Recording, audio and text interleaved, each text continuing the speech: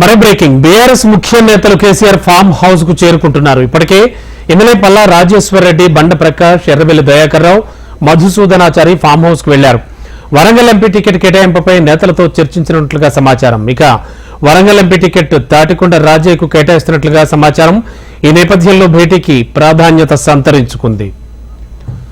మా కరెస్పాండెంట్ రంగనాథ్ ఇదే అంశానికి సంబంధించి మరింత అదనపు సమాచారం అందించడానికి సిద్ధంగా ఉన్నారు. రంగనాథ్, వరంగల్ ఎంపీ టికెట్ విషయంలో ఏం జరగబోతోంది అండ్ ఇవాళ సాయంత్రానికి ఏదైనా ఒక క్లారిటీ, కన్ఫర్మేషన్ వచ్చే ఛాన్స్ ఉందా?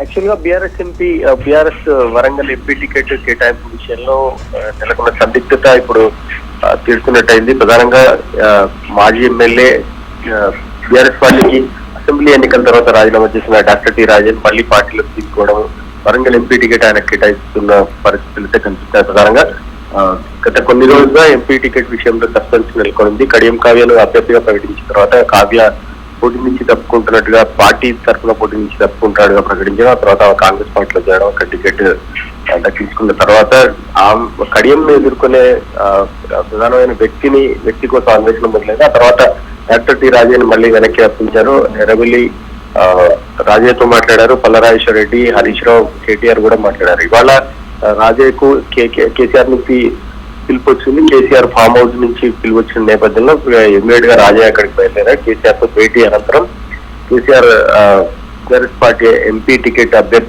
అభ్యర్థిని ప్రకటించే అవకాశం కూడా ఉంది. అయితే ఈ భేటీలో సిరికొండ మధుసూదనాచారి, బండా ప్రకాష్, తర్వాత ఎర్రబెల్లి దయాకర్ రావు వీళ్ళంతా కూడా కూర్చున్నారు. ప్రధానంగా రాజయ్య గెలుపుకు సంబంధించి ఎటువంటి వ్యూహ విశ్లేషణ చేయాలి, ఖచ్చితంగా కడియంలో ఎదుర్కొనగలిగే సత్తా మాత్రం రాజయ్యకి ఉంది కాబట్టి మొత్తం ఉన్న 7 నియోజకవర్గాలు, పార్లమెంట్ పరిధిలో ఉన్న 7 నియోజకవర్గాల్లో ఎట్లాంటి వ్యూహరచన చేయాలి, రాజయ్యకు ఉన్న ప్లస్ ఏంటి మైనస్ ఏంటి అనే దిశ కూడా చర్చ జరిగింది. సో ఇప్పుడు రాజయ్య అక్కడికి చేరుకున్న తర్వాత పూర్తిగా భేటీ అనంతరం కేసీఆర్ స్వయంగా రాజయ్య పేరును ప్రకటించే అవకాశం కూడా ఉన్నట్లు తెలుస్తుంది. ఇవాళ సాయంత్రం వరకు బీఆర్ఎస్ వరంగల్ ఎంపీ అభ్యర్థిగా రాజయ్య పేరు ప్రకటించే అవకాశం ఉన్నట్టు కూడా మనకు తెలుస్తుంది. సో మొత్తానికి ఈ రోజుగా నాటుతున్న వ్యవస్థ ఈ రోజు క్లియర్ అవుతున్నట్టు కూడా తెలుస్తుంది. ఇప్పటికే ఉద్యమకారులు వీళ్ళందరి పేర్లు కూడా కేసీఆర్ పరిశీలించిన తర్వాత ఫైనల్ గా రాజయ్య పేరును పూర్తి స్థాయిలో ఖరారు చేసినట్టుగా కూడా పూర్తిగా సమాచారం ఉంటుంది. దానికి సంబంధించి వాళ్ళ రాత్రిలోపు క్లారిటీ కూడా వచ్చే అవకాశం ఉంది.